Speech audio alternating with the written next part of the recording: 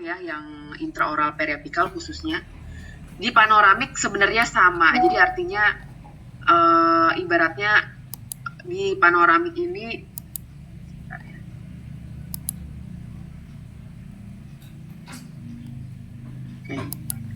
kita juga harus menginterpretasi keadaan mahkota dan akar dengan prinsip sebenarnya sama seperti intraoral. Jika ada karies, kita sebutkan sebutkan radiolusensi. Jadi kalau di interpretasi kita nggak bisa langsung menyebutkan kelainannya atau diagnosisnya. Jadi harus bertahap menjabarkan atau mendeskripsikan gambaran radiografisnya itu berupa apa sih, seperti apa. Misalkan kalau karies kan gambarannya radiolusen. Kita sebutkan dulu adalah radiolusen atau terdapat gambaran radiolusen. Kalau ada tumpatan kan opak, kita sebutkannya nggak bisa langsung terdapat tumpatan, enggak, kita jelaskan dulu, oh ada gambaran radio opak. Akar juga kita lihat apakah akar tersebut ada resorpsi atau kerusakan, jadi kita juga harus tahu bentuk akar normal itu seperti apa. Kalau keadaan mahkota dan akarnya nggak ada kelainan atau mahkotanya nggak ada tumpatan, nggak ada karies, akarnya juga jumlahnya atau bentuknya juga masih normal, nggak ada sih apa? Kita sebutnya adalah dalam batas normal. Ya, diingat kalau memang keadaannya baik-baik saja, nggak ada kelainan, kita sebutnya adalah dalam batas normal.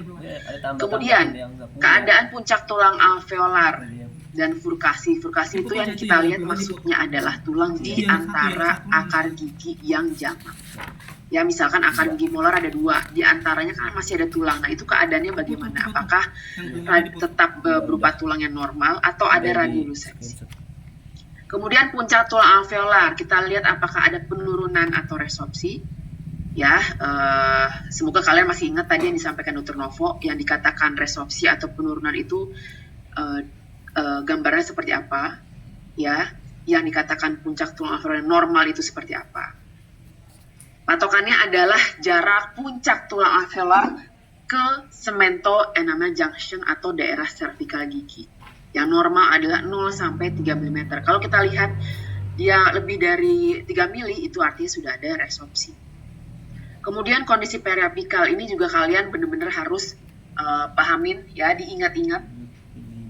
Kalau ada lesi patologis di periapikal, jabarkan interpretasi lesi tersebut mengikuti prinsip interpretasi lesi spesifik istilahnya.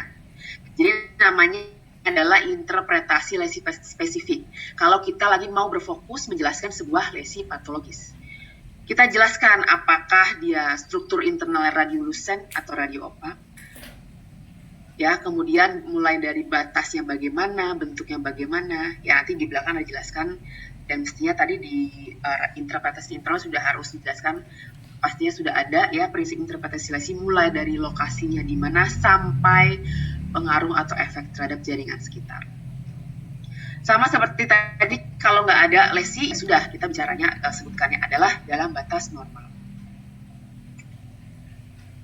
Kemudian tadi zona 1, sekarang zona 2. Zona 2 adalah di area atas atau maksila, sinus maksilaris dan nasal.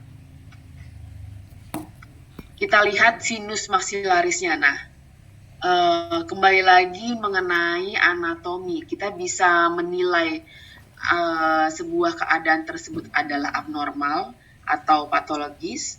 Tentunya juga harus tahu keadaan anatomi yang normal itu, gambaran di ronsen itu bagaimana. Ya, kalau kita mau mencari apakah ada kelainan di sinus maksilaris, ya harus tahu juga gambaran sinus maksilarisnya itu yang mana sih, yang normal seperti apa. Ya, namanya sinus itu adalah artinya adalah rongga. Kalau rongga berarti gambarannya opak apa lusen?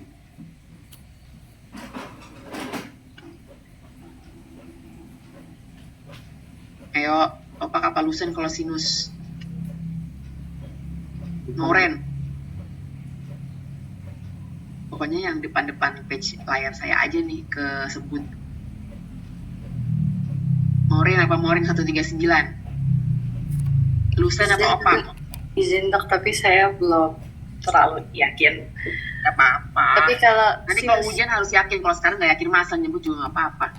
Kalau sinus maksilaris kan tadi kan dia tuh udah ada udaranya kan ya. Ya. Jadi seharusnya radio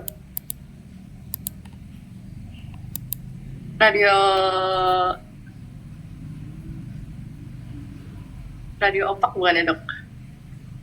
Radio, kalau yang lain ada yang mau pendapat nggak? Kalau udara atau rongga tuh kira-kira padat apa enggak sih berarti si objeknya tersebut? Enggak dok, Nggak padat kan? Artinya berarti radiolucent dok. radiolucent. Jadi kan semakin padat, semakin gambarannya opak atau putih. Sebuah objek atau material. Tapi semakin dia tidak padat, semakin kosong, itu artinya adalah gambarannya radiolucent atau hitam. Jadi prinsip itu juga harus, itu prinsip dasar banget basic sebuah pembentukan gambar yang harus kalian ingat. Sebenarnya juga untuk membantu ya kayak gini, kita menentukan yang mana sih gambaran anatominya atau yang mana sih ini lesi patologisnya. Kita menyebutkan apakah dia opak atau lucent gitu, ya. Jadi kita harus tahu sinus, sinus maxillaris rongga, isinya udara, artinya kan berarti kan kosong tuh, nggak padat. Kita cari yang radiolucent. Terus kemudian namanya rongga wadah itu ada dinding, ada atap, ada dasar. Dibatasin, ada batas. Nah namanya dibatasin, otomatis dia harus yang bisa padat, bisa menjadi sebuah dinding atau dasar. Berarti kan dia harus menggambarkan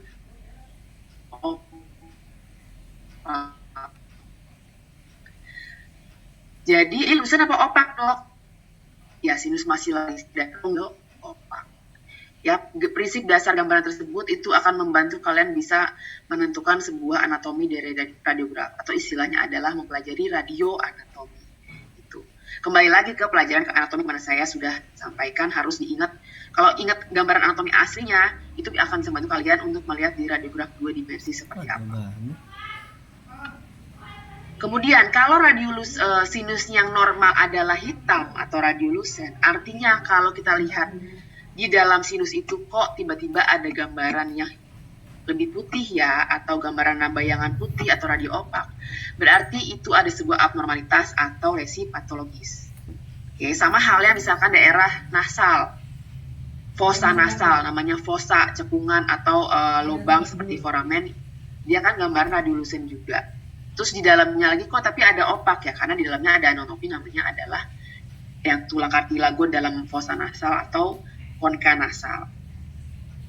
Terus kemudian ini sebenarnya yang perlu kalian at least sekarang sinus maxillaris banget deh, pokoknya harus tahu yang mana. Kalau masalah fossa nasal, septum nasal ya nanti dibuka sendiri lagi. Tapi kalau sinus maxillaris wajib tahu, wajib hafal ya, wajib menguasai di luar kepala lah ibaratnya.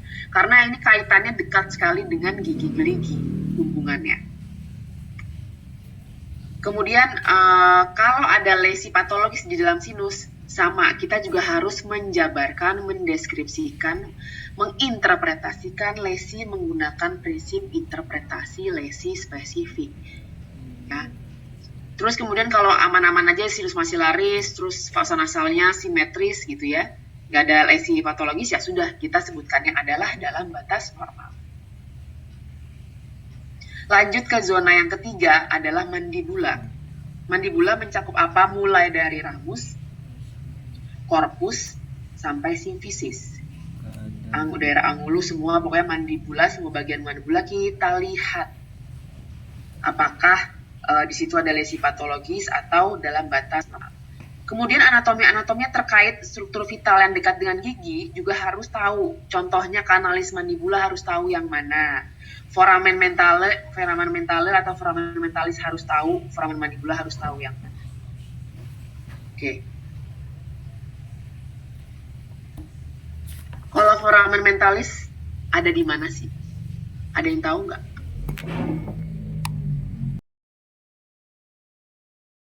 Radiografnya atau dibuka lagi pelajaran anatominya, namanya foramen mentalis.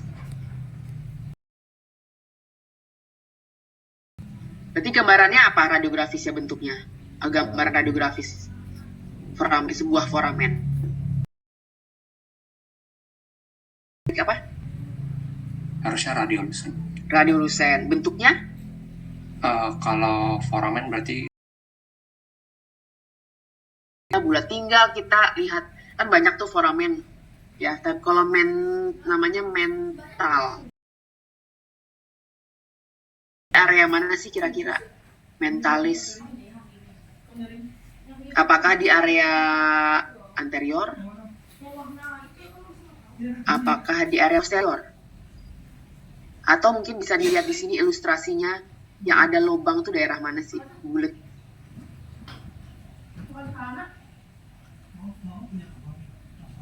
Ada yang bisa nebak? Tebak-tebakan aja dulu. Anterior tuh. Apa? Anterior ya. Anterior. Iya. Anterior, coba kalau apun anterior, menurut kamu di gigi apa? Eh, Deket gigi apa?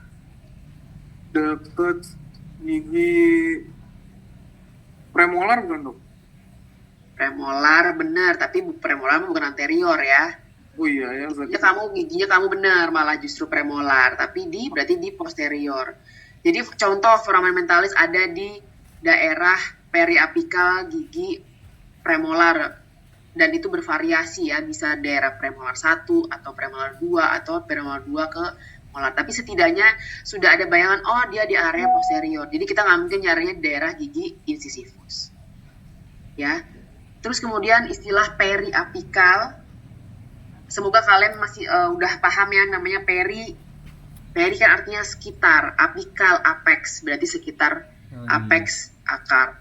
Berarti di daerah inferior sini. Oke, jadi istilah-istilah anatomi tersebut tuh harus mulai dari sekarang dikenal baik-baik karena akan digunakan untuk interpretasi lesi ya, atau interpretasi radiogram. Nah, contohnya foramen mentalis, terus kemudian kalau kanalis